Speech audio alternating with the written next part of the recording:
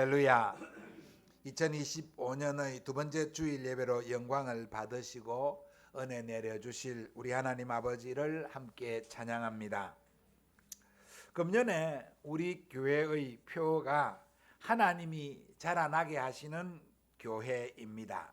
하나님이 자라나게 하시는 교회 속에서 복음의 말씀으로 자라나고 믿음의 훈련으로 자라나고 섬김의 봉사로 자라나는 우리 성도님들 다 되시기를 주님의 이름으로 축복합니다. 아멘 소리가 참 작네요. 다시 하겠습니다. 하나님이 자라나게 하시는 교회 속에서 복음의 말씀으로 자라나고 믿음의 훈련으로 자라나고 섬김의 봉사로 자라나는 성도님들 다 되시기를 주님의 이름으로 축복합니다. 아멘. 감사합니다. 그래 되기를 바랍니다. 오늘 받은 말씀을 중심으로 믿음의 조상인 아브라함이 그리고 그 믿음을 계승한 이삭이 어떻게 하나님의 큰 복을 받게 되는지를 살펴보며 그 아브라함과 이삭을 본받는 저와 우리 모두가 되기를 바랍니다. 먼저 본문에 이르기까지의 아브라함의 과정을 잠시 살펴드리겠습니다.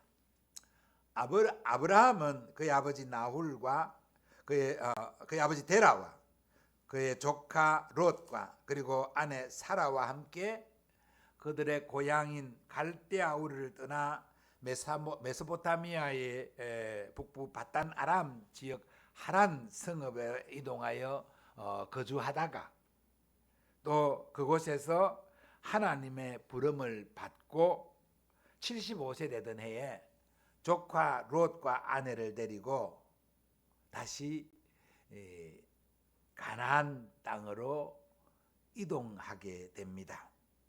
갈대아 우르에서 바단 아람까지는 약 한 1000km 거리가 되고 또 바단 아람에서 가나안까지는 약 한 700km의 거리가 됩니다. 그러니까 그의 원 고향에서부터 가나안까지는 약 한 1700km의 거리가 된다는 것입니다. 지금이야 비행기 타면 금방 갈 수 있지만 그 당시에 많은 부족들을 이끌고 많은 식구들을 이끌고 그렇게 이동한다는 것은 결코 쉽게 결정하거나 쉽게 할 수 있는 그러한 일이 아닙니다.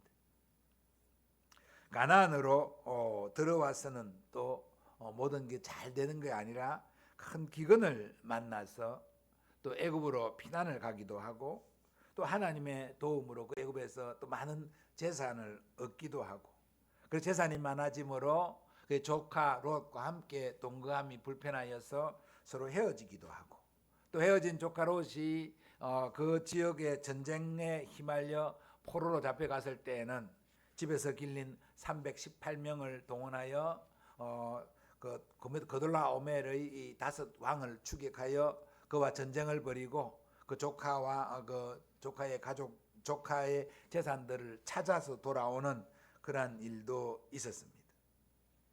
그런 우여곡절 끝에 이제 가나안 남부 지역인 헤브론에 정착하여 살게 됩니다. 그곳에서 아브라함은 87세 때 사라의 여종인 하갈에게서 이스마엘이라는 아들을 얻게 됩니다. 그러나 하나님은 하갈에게서 낳은 이스마엘이 아니라 아브라함과 사라에게서 아들이 날 것이고 그 아들과의 사이에서 언약이 이루어질 것을 말씀해 주셨습니다. 아브라함이 100세가 되었던 그해 드디어 사라에게서 아들을 낳게 됩니다.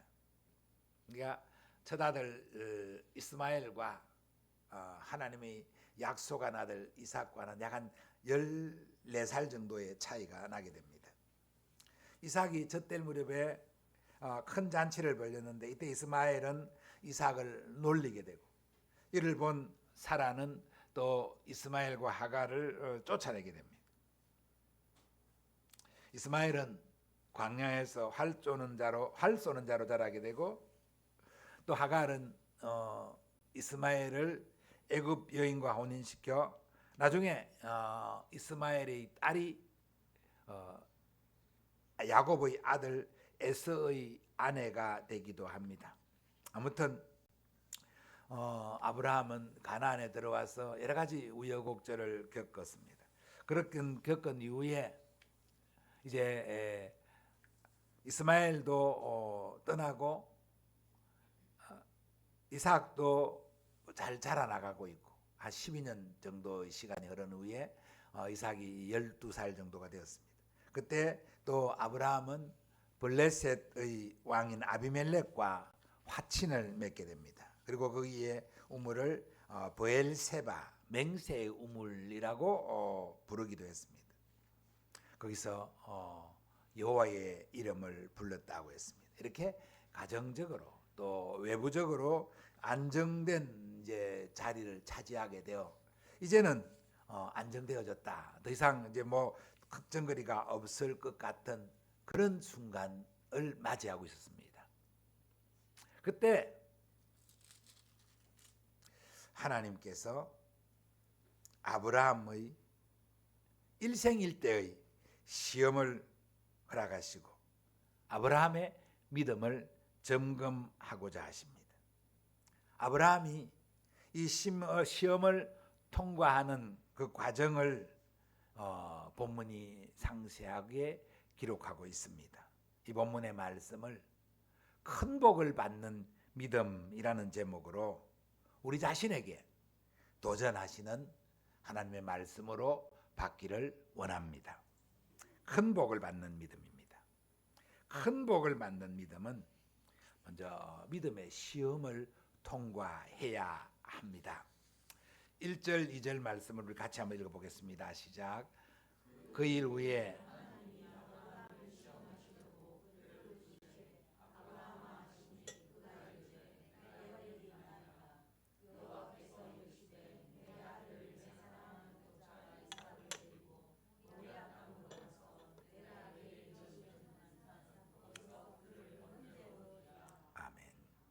그 일 후에라고 했습니다. 앞서 들려드린 아브라함의 지금까지의 인생 여정을 총망라하는 그러한 말씀으로 볼 수 있습니다.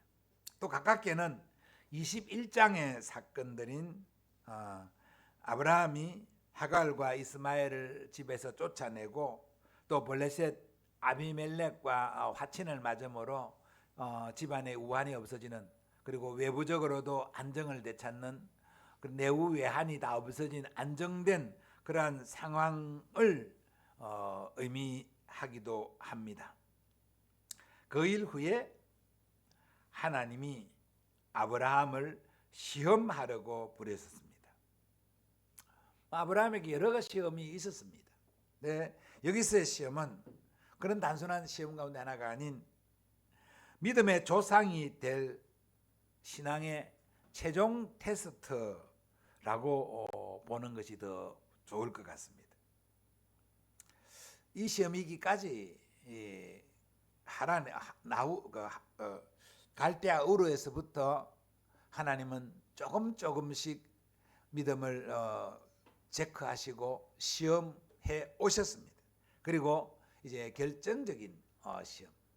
만약 우리 학생들이 예비고사를 치면서 시험에 대한 면역을 키우고, 그리고 학력고사 수능, 죄송합니다, 나이가 있어서 학력고사를 안 합니다. 수능 시험을 치게 되는 것처럼 아브라함에게도 하나님이 여러 시험 과정을 겪은 이후에 이제 최종 시험을 하려고 하시는 것입니다. 하나님이 아브라함을 시험하시려고 부르자 아브라함은 즉시 내가 여기 있습니다 라고 대답합니다. 내가 여기 있나이다 라고 했습니다. 내가 여기 있나이다, 하나님 부르실 때 이렇게 대답한 것은 내가 하나님의 부름에 응답할 준비가 되어 있습니다.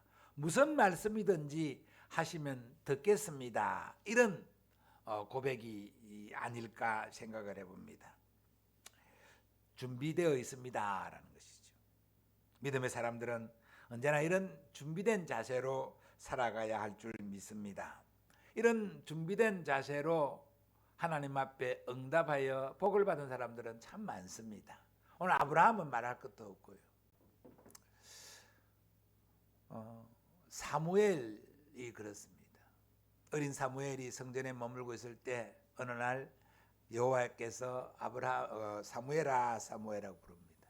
사무엘은 내가 여기 있나이다. 첫째는 처음에는 그가 어려서 하나님의 부름인지 모르고 그 대제사장 엘리에게 달려가서 내가 여기 있습니다라고 두 번 그렇게 하자 엘리가 알아채고 여호와께서 부르는 것이니 그렇게 말씀을 잘 들으라고 했습니다. 그래서 내가 여기 있습니다라고 그 응답한 사무엘에게 하나님은 이스라엘의 위대한 사사와 선지자의 길을 걸어가게 했습니다. 또 성전에서 기도하고 있는 이사야에게 여호와의 사자가 나타났을 때 누가 우리를 위하여 갈꼬라고 탄식하는 그런 말씀을 하실 때 이사야가 내가 여기 있습니다. 나를 보내소서라고 했습니다. 그래서 이사야가 이스라엘의 위대한 선지자 예수님의 오실 것을 보다 정확하게 예언하는 그런 위대한 선지자로서의 사명을 감당할 수 있었습니다. 내가 여기 있나이다. 주님이 부르실 때 이렇게 대답할 준비가 되어 있는 우리 소망의 성도들이 되기를 바랍니다. 주님 부르시면 내가 여기 있습니다. 말씀하옵소서라고 대답하는 그 사람을 하나님이 불러서시고 그 사람을 하나님이 큰 복으로 응답하신다는 사실을 믿기를 바랍니다. 내가 여기 있나이다 라고 응답한 아브라함에게 하나님은 청천벽력과 같은 명령을 내리십니다. 내 아들, 내 사랑하는 독자 이삭을 데리고 모리아 땅으로 가서 내가 내게 일러준 한 산 거기서 그를 번제로 드리라고 했습니다. 이 말을 처음 들은 아브라함의 심정이 어떠했을까요? 우리는 이 내용을 알고 있기 때문에 그 말씀 앞에도 아멘 하고 쉽게 대답할 수 있습니다. 근데 아브라함은 어땠을까요? 100세에 하나님이 약속의 아들이라고 주신 그 아들을 이제 젖대고 이제 한 12살 정도까지 자라 이제는 뭐 됐구나 싶은 그 처음에 지금도 그렇지만 과거에 옛날에는 이 의료가 발달하지 않았기 때문에 아이가 태어나서 죽는 경우도 많잖아요. 그래서 한 10살, 12살 지나고 나면 이제 다 자랐다, 안심한다 그렇게 하잖아요. 우리 가운데도 우리나라에도 보면은 죄송스럽습니다만은 저 나이보다 좀 더 위쪽에 있는 지금 한 70대 이후의 분들은 아마 생일도 정확하지 않은 사람들이 참 많아요. 막 10년씩 차이 나는 사람도 있어요. 한 10살 될 때까지 죽을지 몰라서 이름도 안 붙여주고 또 출생률도 안 하고 있다가 한 10살 지나면 하고 출생신고하고 그런 사람들도 들어 있었잖아요. 그걸 생각해 보면 이제 아브라함에게 있어서 이삭은 이제 뭐 거의 100세에 낳은 아들이 이제 잘 자라 안정됐다 싶은데 느닷없이 그 아들을 번제로 드리라고 합니다. 그 아들 내가 데리고 쓰겠다는 것도 아니고 번제로 드리라고. 번제 뭔지 알죠? 태워서 드리는 제사입니다. 제물을 태워서 드리는 제사가 번제입니다. 근데 이삭을 번제로 드리라고 하는 것입니다.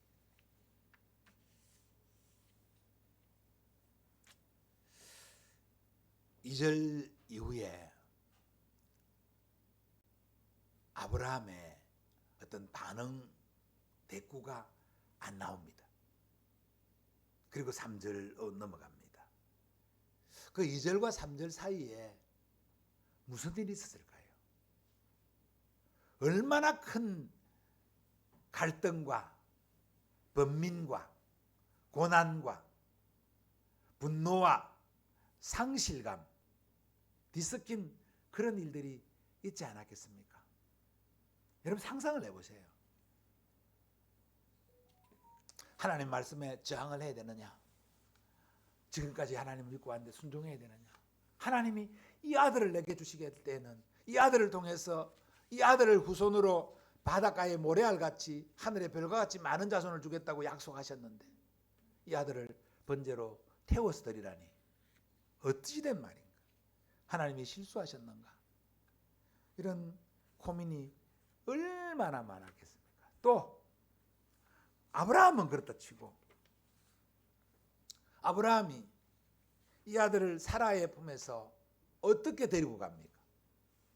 사라가 어떤 여인이었습니까? 물론 열국의 어머니입니다만은 사라가 이삭에 대한 그 사랑의 태도는 어디 보면 알 수 있습니까? 젖될 때 잔치할 때 이스마엘도 어찌됐든 간에 아브라함의 아들이잖아요. 근데 이스마엘의 이삭을 조롱하고 놀렸다고 그 이스마엘과 하갈을 집에서 내쫓아라고 했잖아요. 이삭에게 거추장스러운 거면 뭐든지 다 제거하고 말 어머니입니다. 요즘 어머니들의 치맛바람보다 훨씬 더 센 치맛바람 같아요. 요즘 어머니들 자식들 위해서 얼마나 많이 치맛바람을 일으킵니까? 학교에 가면 학교에 뭐 엄마들이 얼마나 많이 영향을 끼치면 우리 집사님들도 아마 그랬을 것 같아요, 다들. 그런데 사라는 그보다 더 했을 것 같아요. 90에 낳은 아들 아닙니까? 오죽하겠습니까? 그런 사라에게 뭐라고 설명을 하고 이삭을 데리고 가야 됩니까? 아브라함이 이 심각한 이 고난의 밤을 성경은 블랭크 시켰습니다. 침묵시켰습니다. 이 고민을 성도들의 몫으로 던져놓은 겁니다. 이 말씀을 읽고 그냥 3절로 쭉 넘어가지 마시고 2절을 읽고 좀 쉬었다가 2절을 읽고 아브라함의 마음을 한번 헤아려 보시고 3절로 넘어가시기를 바랍니다. 여러분들이 성경을 읽을 때 말입니다. 지금 제가 이렇게 자숙명을 드렸잖아요. 그러나 여러분 분명히 야고보서에 하나님 말씀하셨잖아요. 사람이 감당할 시험 밖에는 너에게 시험을 주시지 않는다라고 했잖아요. 그러니까 아브라함이 이 말씀에 순종하기까지 믿음이 빌드업돼 왔다는 것, 믿음이 자라왔다는 것을 또한 보여주고 있습니다. 아브라함이 이 시험을 감당할 만하기 때문에 하나님이 지금 와서 이 말씀을 하고 있다는 사실. 그러나 어쨌든 이 시험은 아브라함에게 견디기 힘든 시험이었을 것입니다. 이런 시험을 통과해야 큰 복을 하나님이 허락하신다는 사실을 이 말씀 속에서도 발견할 수 있기를 바랍니다. 그냥 큰 복 주세요, 큰 복 주세요, 뭐 그렇게만 하지 마시고 큰 복을 받기 위해서는 이 정도의 시험도 통과해야 되는구나 하는 것 생각하고 깨닫기를 바랍니다. 자, 큰 복을 받는 믿음은 순종으로 발걸음을 옮겨야 하는 것입니다. 3절부터 8절까지인데 3절만 읽어보겠습니다. 시작.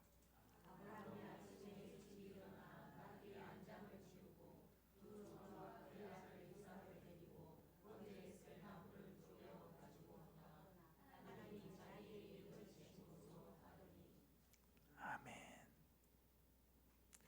7절도 8절도 같이 읽겠습니다. 시작. 이삭이 그 아버지야.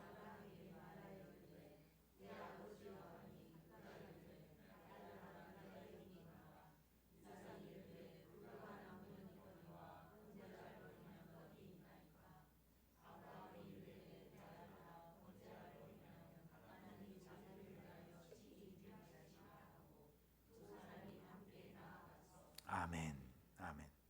하나님이 아들을 번제로 바치라고 하신 그 다음 날 아침 아브라함은 이삭과 종들과 함께 모리아 땅 하나님이 말씀하신 그 산으로 향합니다. 여기 모리아 산은 예루살렘 성 지금 시온산으로 또 솔로몬의 성전이 세워졌던 그 산으로 이렇게 이해되고 있는 부분입니다. 그래서 헤브론에서 예루살렘 쪽으로 이렇게 올라갔다라고 보면 됩니다. 아무튼 모리아 산을 향하여 갔습니다. 사흘길을 갔습니다. 하루, 이틀, 사흘길을 아들과 함께 동행하며 걸어갑니다. 그래서 마침내 그 산 아래에 도착했습니다. 여기까지 아무런 대화가 없습니다. 그냥 걸어갑니다. 느낌이 이상했겠죠. 이삭도 느낌이 이상했을 겁니다. 평소에 자기를 친근하게 다정하게 대해주던 아버지가 아무 대답도 없이 아무 말도 없이 앞장서 걸어가고 나귀가 종들이 나귀에 번제에 나무를 싣고 따라오고 있고 이삭이 걸어가고 있습니다. 그런데 산 아래 가서는 아브라함이 종들에게 너희는 여기서 기다리라고 하고 번제에 쓸 나무를 이삭에게 지어주고 자기는 칼과 불을 들고 이렇게 나갑니다. 이삭이 아버지하고 물었습니다. 아브라함이 아들아 내가 여기 있다라고 말합니다. 불과 나무는 있는데 칼도 있는데 번제할 양은 어디 있습니까? 라고 물었습니다. 내 아들아 번제할 양은 하나님이 자기를 위해 친히 준비하실 것이다 라고 말합니다. 하나님이 자기를 위해 친히 준비하시리라. 여호와 이레이죠. 그리고 또 대화가 끊어집니다.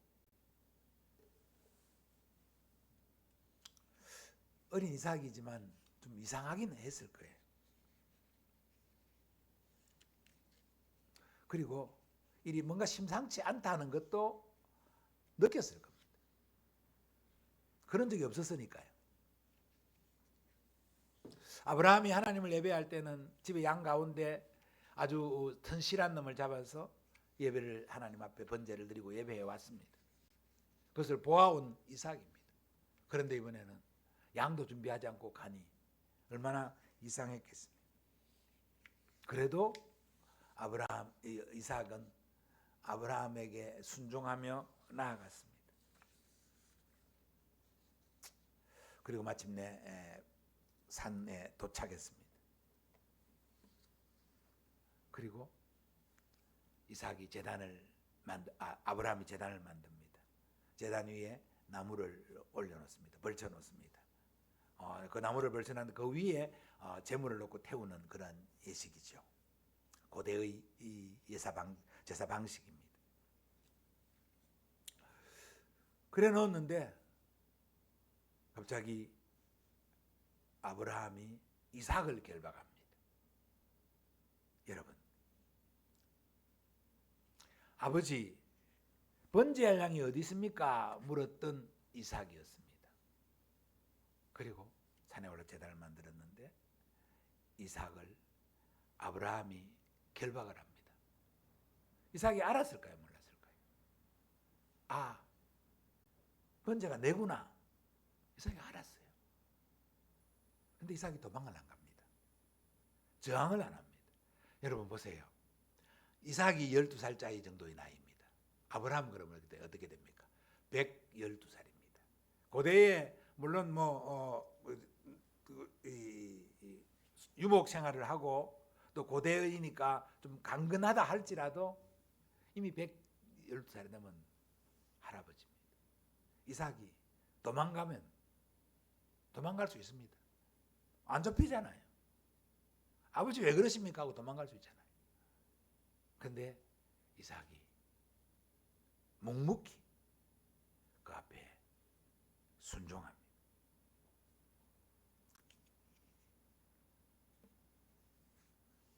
이삭의 마음은 어떻겠을까요?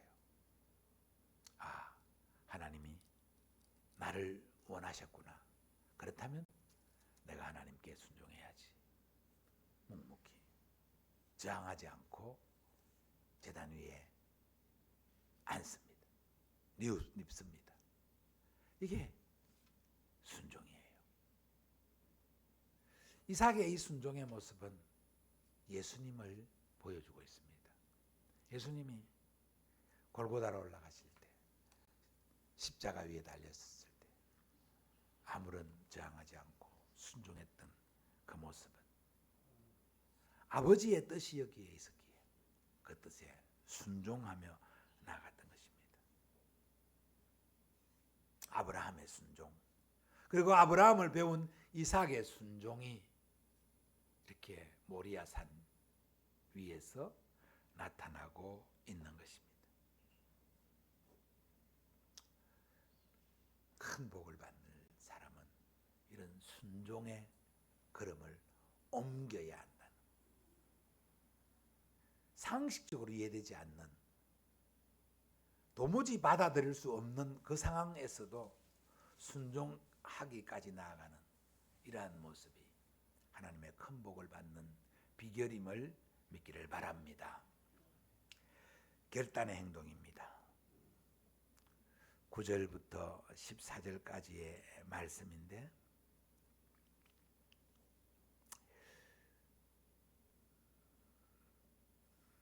제가 10절만 읽어드리겠습니다. 손을 내밀어 칼을 잡고 그 아들을 잡으려 하니. 아브라함이 결단했습니다. 그 이삭을 결박했습니다. 나무 위에 뉘었습니다. 그리고 아브라함이 칼을 들었습니다. 사랑하는 아들 독자, 하나님이 약속으로 주신 아들, 그 아들을 향하여 칼을 들었다고 했습니다.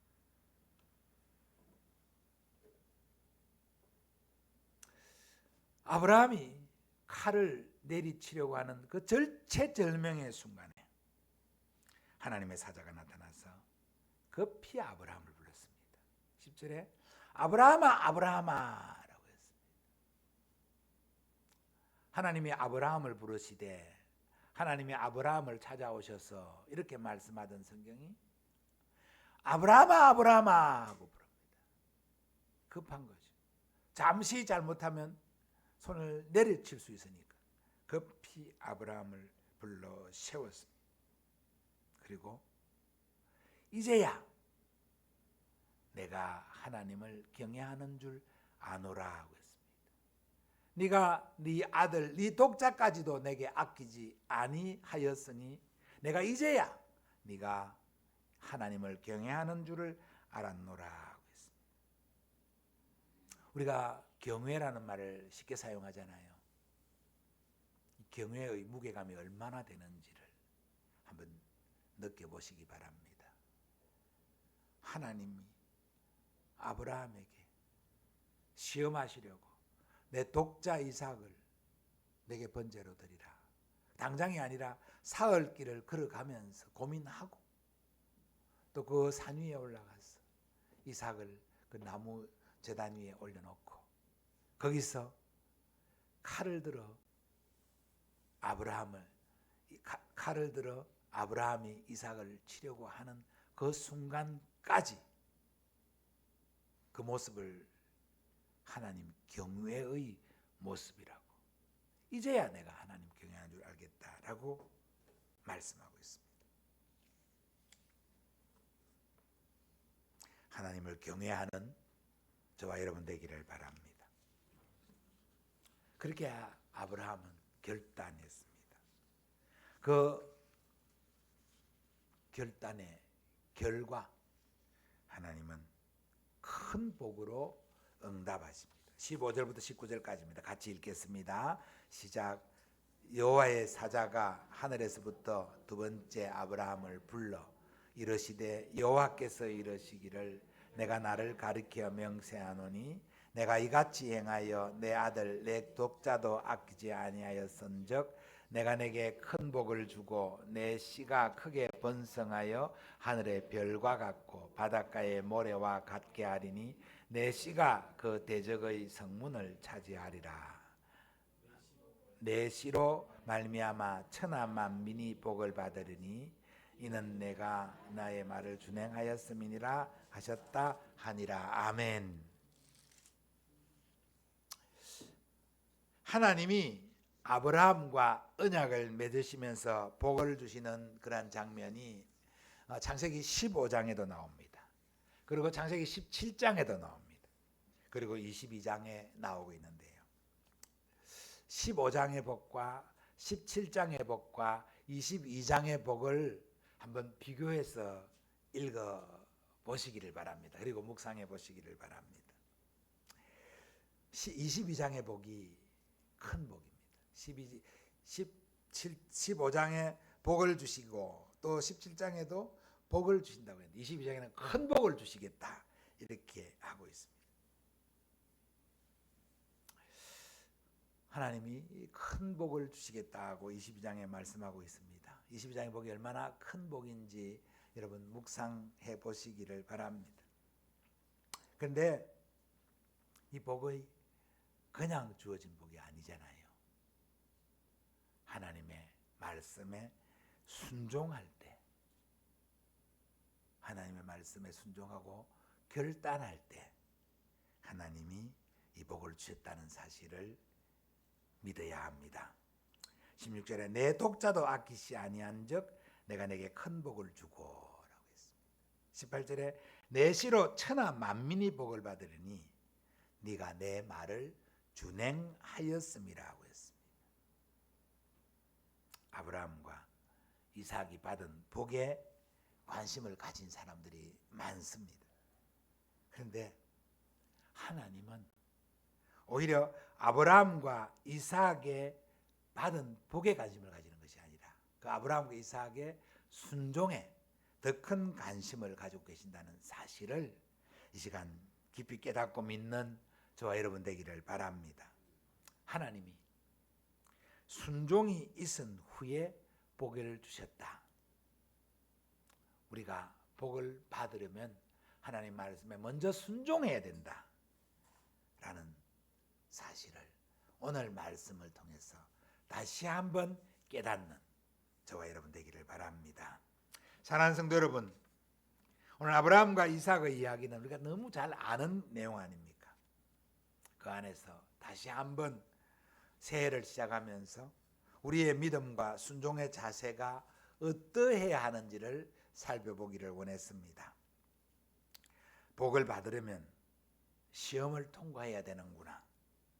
복을 받으려면 순종의 자리로 나아가야 되는구나. 복을 받으려면 결단해야 되는구나. 말씀이 우리에게 이렇게 가르치고 있습니다. 이 말씀을 통하여 닥쳐오는 어떤 시험이든지 순종으로 견뎌내며 믿음의 결단으로 나아가는 우리 모두가 되기를, 그래서 하나님이 준비하신 큰 복을 받는 우리 모두가 되기를 주님의 이름으로 축복합니다. 믿음의 순종으로 승리의 한 해를 살아가는 우리 소망의 모든 가족들이 되기를 다시 한번 축복합니다.